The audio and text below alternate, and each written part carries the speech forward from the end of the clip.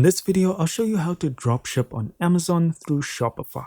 So what this is going to require is for you to use an add-on.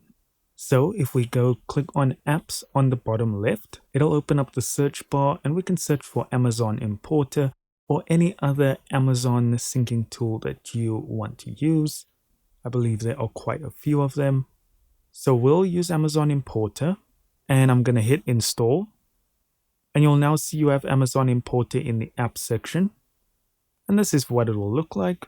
And we can now use the import product feature. So all we need to do is go and find a URL for any Amazon item we want. And I just paste it into the Amazon product URL and click on import product.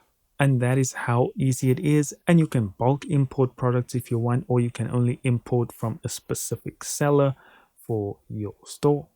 Thank you so much for watching. Don't forget to hit like and subscribe, and I'll see you in the next one.